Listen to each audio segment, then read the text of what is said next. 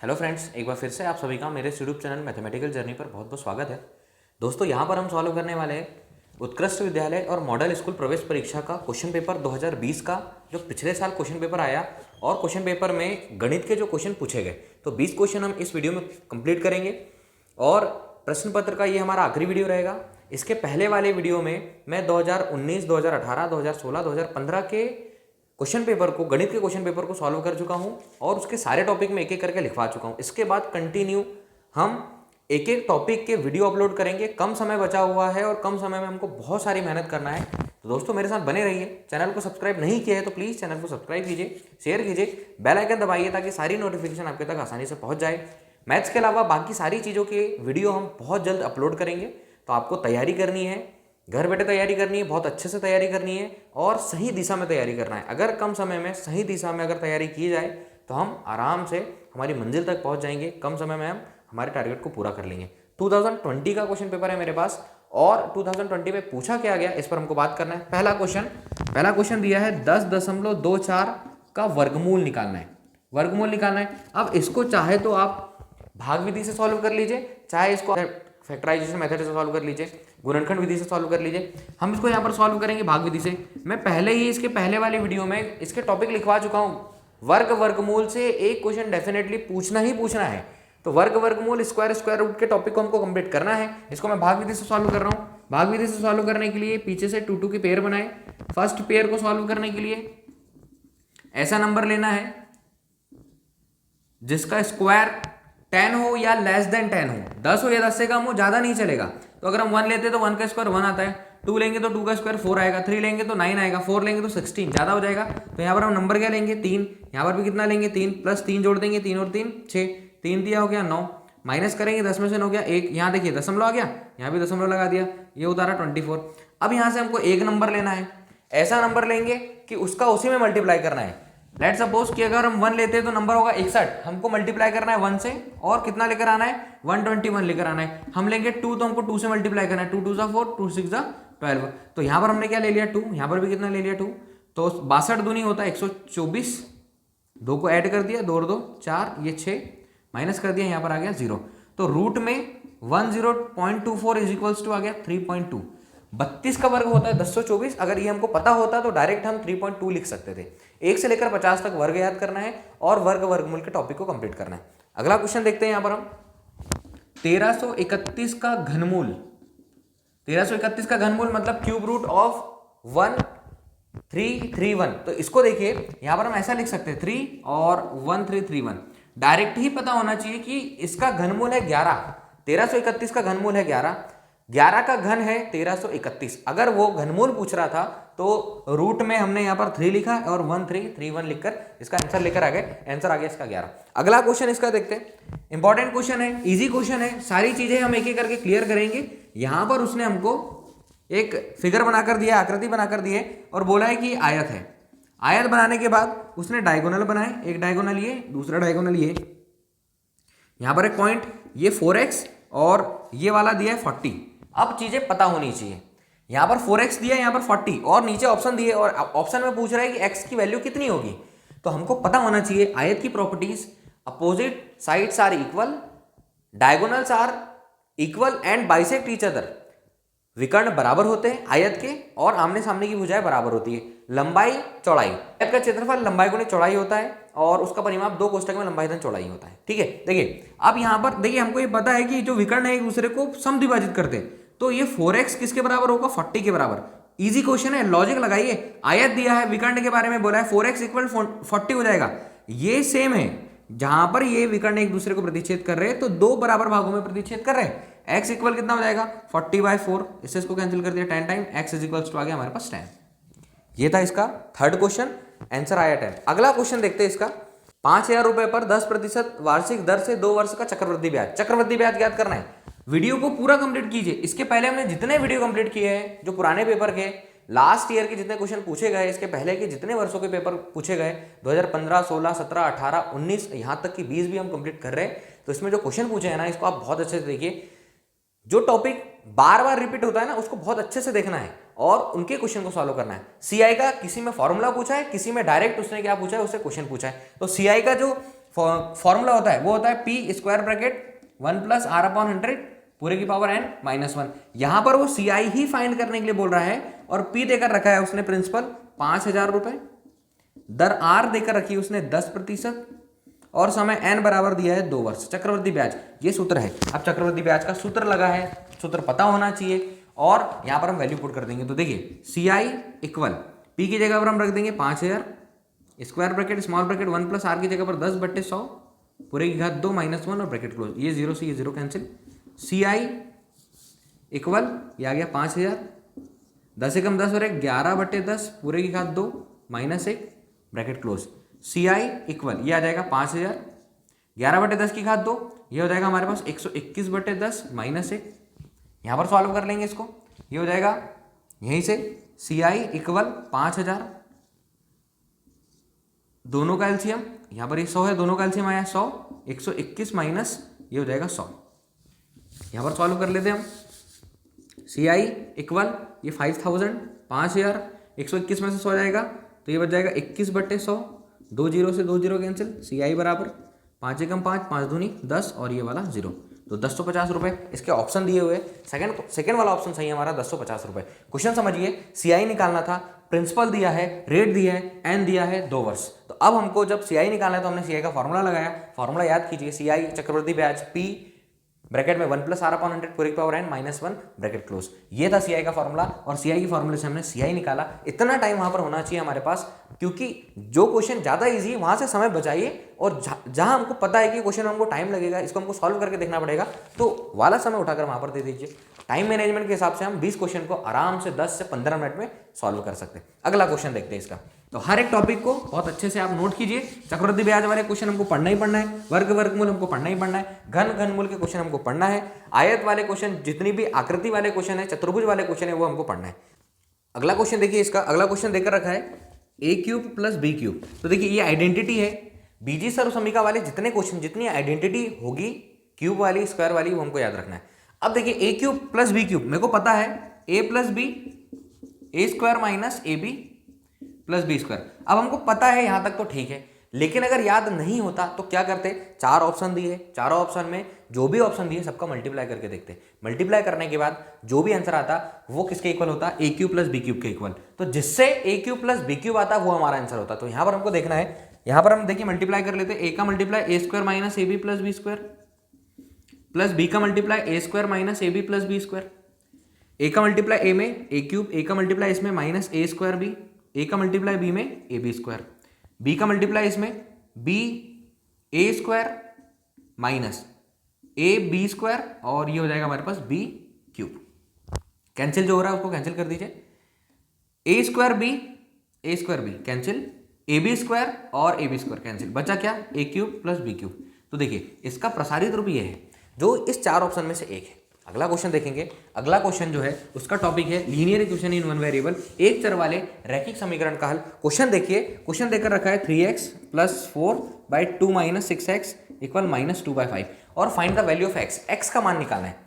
Linear equation वाले question हर एक question paper में दिया है, हर एक क्वेश्चन पेपर में लीनियर इक्वेशन के क्वेश्चन दिए हैं, तो वो लीनियर इक्वेशन का टॉपिक नहीं छोड़ना है। भले उसके आप 20 से 30 क्वेश्चन सॉल्व करके देखो, लेकिन क्वेश्चन सॉल्व करके देखना है। 5 का मल्टीप्लाई 3x प्लस 4 में और -2 का मल्टीप्लाई यहां से -2 का मल्टीप्लाई 2 माइनस 6x में सॉल्व कीजिए। 5 3 जा 15x, 5 4 जा 20, -2 2 जा -4 माइनस प्लस 2 6 जा 12x।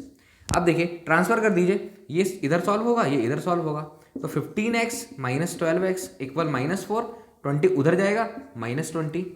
अब देखिए 15x में से 12x जाएगा तो ये हो जाएगा 3x इक्वल, इसको सॉल्व करेंगे माइनस का 24, वैल्यू चाहिए x की, x इक्वल -24/3, इसको कैंसिल किया 8 टाइम, x इक्वल आ गया माइनस का 8, तो x की वैल्यू कितनी आ गई हमारे पास -8। अब इसमें ऑप्शन दिया था -7 8 7 -8, तो हमारा आंसर आ जाएगा -8, क्योंकि हम सॉल्व करके देख रहे हैं, हर एक क्वेश्चन को सॉल्व करके देख रहे हैं, हर एक क्वेश्चन हमारे लिए इजी, हर एक टॉपिक हमारे लिए इजी। अगला क्वेश्चन देखिए, क्वेश्चन दिया हुआ है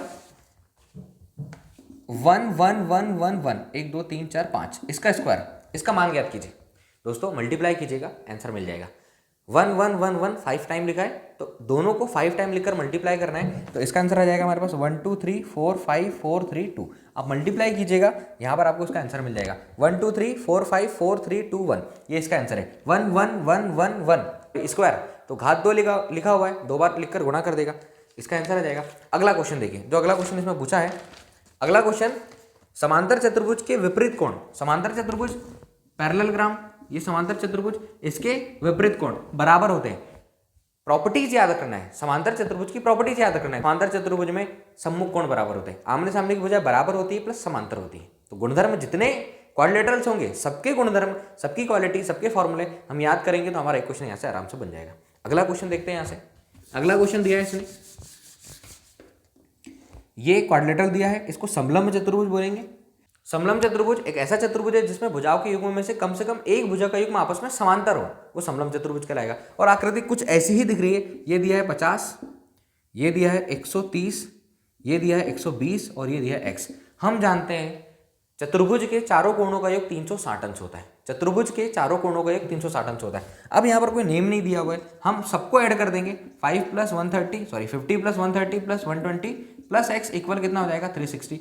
अब देखिए ऐड कर लीजिए, 0 0 0 ये हो जाएगा 0 + x 2 3 2 5 और 5 10 का 0 कैरी 1 1 2 और 3 ये हो गया 300, x इक्वल कितना 360। वैल्यू चाहिए x की, तो 360 - 300 x इक्वल कितना आ जाएगा हमारे पास 60, ये इसका आंसर। तो ये वाला जो है ये कितना आ जाएगा 60। आप सबको ऐड कर लीजिए, सबको ऐड करने के बाद हमारे पास आएगा 360। चारों कोणों का योग, चतुर्भुज के चारों कोणों का योग कितना होता है 360 अंश। अगला क्वेश्चन, जब बैंक में निश्चित समयावधि के लिए पैसे जमा किए जाते हैं तो उसे क्या कहते हैं।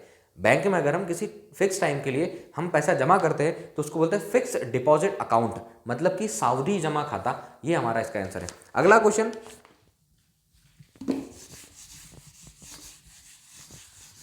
टॉपिक नोट करते जाइए और टॉपिक के ऊपर क्वेश्चन सॉल्व करना है। इसका अगला क्वेश्चन देखिए, 2401 पूरे की पावर 1/4 इंटू 81 की पावर 1/4। तो देखिए ऐसे क्वेश्चन आएंगे तो ये रैशनल एक्सपोनेंट के क्वेश्चन है, परिमेय घातांक के क्वेश्चन है, और जब भी ऐसे क्वेश्चन को सॉल्व करो तो देखिए यहाँ पर 81 लिखा है, पूरे की पावर 1/4 लिखा है, तो कोशिश कीजिए कि 81 को किस नंबर की घात 4 लिखे। तो हमको पता है इसको लिख सकते हैं हम 3 की घात 4 पूरे की घात 1/4। 2401 को हम किस नंबर की घात 4 लिखे, तो हम इसको लिख सकते हैं 7 की पावर 4 पूरे की पावर 1/4। अब 7 की पावर 4 इंटू 1/4 इंटू 3 की पावर 4 इंटू 1/4। फॉर्मूला देखिए x की पावर m पूरे की पावर n इक्वल x की पावर m इंटू n। अगर किसी नंबर में किसी नंबर की घात है और उस घात की भी घात है तो दोनों घातों का मल्टीप्लाई कर देते हैं। इस 4 से इस 4 को कैंसिल कर दिया, इस 4 से इस 4 को कैंसिल कर दिया, 7 3 कितना आ गया 21। हमारा आंसर इसका 21, 16 21 441 और 64, तो आंसर आ जाएगा इसका 21। अगला क्वेश्चन, अंकित मूल्य पर दी गई छूट को क्या कहते हैं, तो हम इसको कहते हैं बट्टा। जब दुकानदार कोई प्राइस बताता है और उस एमआरपी पे बताता है और अगर उस पर वो कोई डिस्काउंट देता है तो उसको हम डिस्काउंट बोलेंगे। उस पर अगर कोई छूट देता है, उस पर अगर कोई पैसे कम करता है तो हमारा बट्टा कहलाता है, डिस्काउंट कहलाता है। अगला क्वेश्चन, एक त्रिभुज के कोण 2:4:3 के अनुपात में है तो त्रिभुज का सबसे छोटा कोण कौन सा होगा। त्रिभुज हम जानते हैं त्रिभुज के तीनों कोणों का योग 180 अंश होता है। अब उसने 2:4:3 देकर रखा है, तो सीधी सी बात है ये अनुपात देकर रखा है, हम क्या करेंगे कोण मान लेंगे 2x 4x और 3x, तीनों को जोड़ने पर 180 आता है। हमको पता है, हमने कोण बना लिया, अनुपात रेशियो में दिए थे उनके कोण की वैल्यू, हमने क्या किया कोण बना लिया, तो ये हो जाएगा 2x + 3x + 4x बराबर 180। त्रिभुज के तीनों कोणों का योग 180 अंश होता है। 4 3 7 और 2 9x बराबर 180, x बराबर 180/9 और ये कैंसिल हो गया 20 बार, तो x का मान आ गया हमारे पास 20। अब सबसे छोटा कोण, तो सबसे छोटा कोण 2x है, 2 × 20 ये आ जाएगा हमारे पास 40 अंश। तो इस त्रिभुज में जिसके अनुपात दिए 2:4:3 उसका सबसे छोटा कोण यहां पर आ जाएगा हमारे पास 40 डिग्री। अगला क्वेश्चन देखते हैं,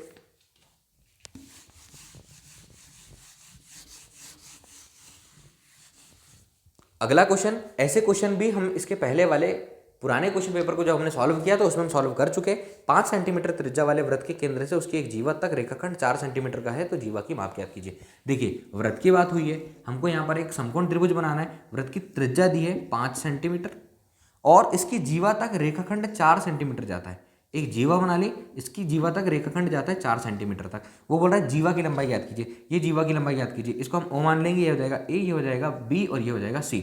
मैंने आपको थ्योरम बताई है इसके पहले वाली वीडियो में कि वृत्त के केंद्र से किसी जीवा पर अगर लंब डाला जाए तो वह उस जीवा को दो बराबर भागों में बांट देता है। मतलब कि ए बी जो है वो बराबर है किसके, ए सी प्लस BC के। और एक और चीज कि AC किसके बराबर है, BC के बराबर है। तो AB इक्वल क्या होगा, AC प्लस BC की जगह पर भी हम AC लिख देंगे, तो AB बराबर आ जाएगा हमारे पास 2AC। मतलब कि AB की वैल्यू निकालने के लिए हमको AC की वैल्यू निकालना है। और AC यहाँ पर हमको दिख रहा है कि जब हम किसी जीवा की केंद्र से लंबाई नापेंगे तो सीधी सीधी नापेंगे, मतलब 90 डिग्री का एंगल बनेगा। और जब 90 डिग्री का एंगल बनेगा तो यहाँ पर हम पाइथागोरस प्रमेय लगा देंगे और वहां से आधार निकाल कर लेकर आ जाएंगे। तो किसी समकोण त्रिभुज में कर्ण का वर्ग शेष दो भुजाओं के वर्गों के योग के बराबर होता है। किसी समकोण त्रिभुज में कर्ण का वर्ग शेष दो भुजाओं के वर्गों के योग के बराबर होता है। तो ये हो जाएगा हमारा 5 की घात 2 बराबर, ये हो जाएगा 4 की घात 2 धन यहाँ पर हमारे पास बचेगा AC। तो यहाँ पर हम लिख ले AC की घात 2। 5 की घात 2 25 माइनस ये हो जाएगा 16 बराबर AC की घात 2। AC की घात 2 25 में 16 जाएगा, बचेगा 9। इसको लिख सकते हैं 3 की घात 2 बराबर AC की घात 2। घात 2 से घात 2 कैंसिल, AC बराबर कितना आ जाएगा 3 सेंटीमीटर। तो AC का मान कितना आ गया 3 सेंटीमीटर। हमको चाहिए AB बराबर 2 गुणित AC और AC का मान लाया 3, तो ये हो जाएगा 6 सेंटीमीटर। क्वेश्चन देखिए, क्वेश्चन समझिए। इसके पहले भी हम इसके 3-4 क्वेश्चन सॉल्व कर चुके, और जब हम पर्टिकुलर इसका वीडियो बनाएंगे तो मैं कम से कम 10 क्वेश्चन इसके सॉल्व करूंगा। हर क्वेश्चन को आपको ध्यान से देखना है और क्वेश्चन को कैसे सॉल्व करना है, क्वेश्चन में दिया क्या है, पूछा क्या है, किसको क्या बोलते हैं, हर चीज पर बेसिक तरीके से अच्छे से ध्यान देना है। तो आप क्वेश्चन कैसे भी जाए उसको मिनटों में आप सॉल्व कर लोगे। अगला क्वेश्चन देखते हैं इसका।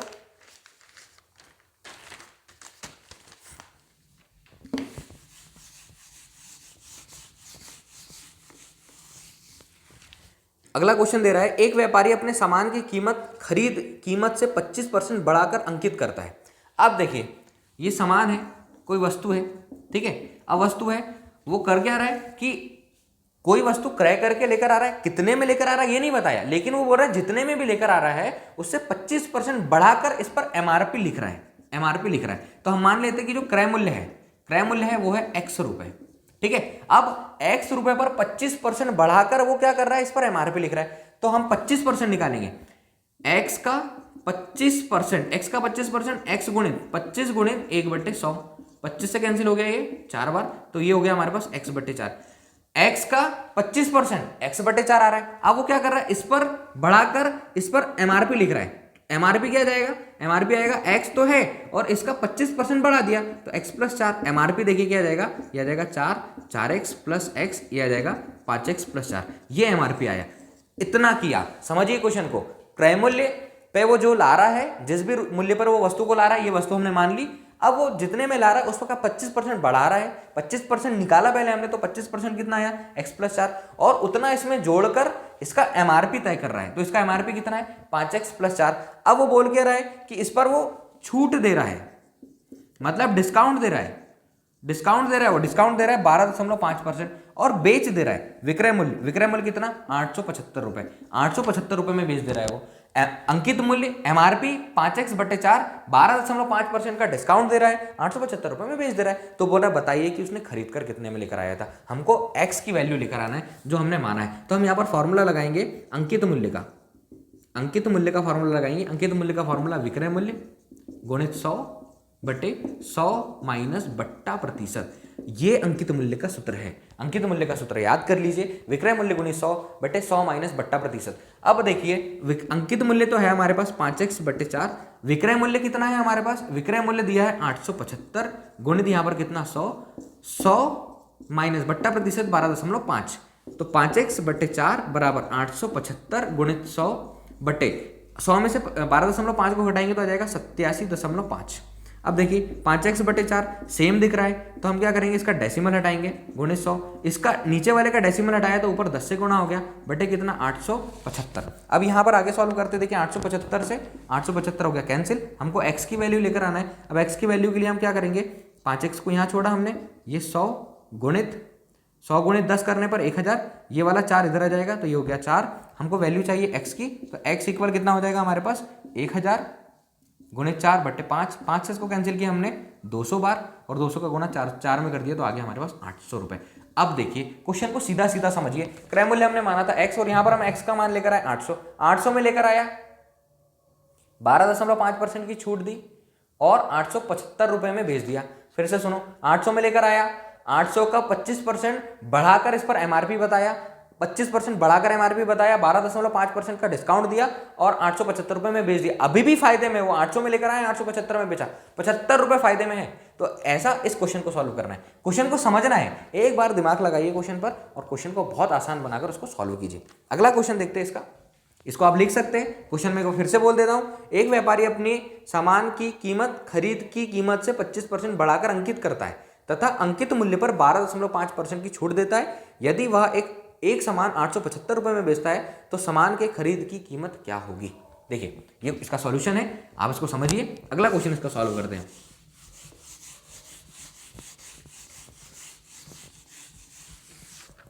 अगला क्वेश्चन देखिए, एक सिक्का जिसका व्यास 2 सेंटीमीटर, व्यास देकर रखा है, व्यास बराबर 2 सेंटीमीटर, परिधि क्या होगी, परिधि बराबर कितनी। मैं आपको बता चुका हूं परिधि से रिलेटेड क्वेश्चन, वृत्त से रिलेटेड क्वेश्चन, इसको नहीं छोड़ना है।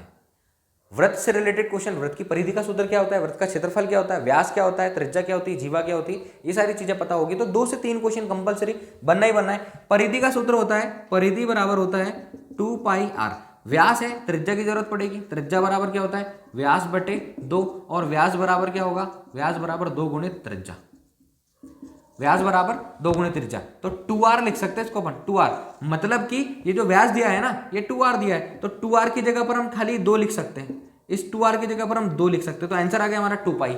और अगर पाई की वैल्यू रखेगा तो हम क्या करेंगे, यहां से देखिए व्यास त्रिज्या निकाल लेंगे, 2 बटे 2, यहां पर कितना आ गया 1, तो आंसर क्या आ जाएगा, यहां पर वैसे भी 2 पाई आएगा, तो दोनों तरीके से 2 पाई आएगा।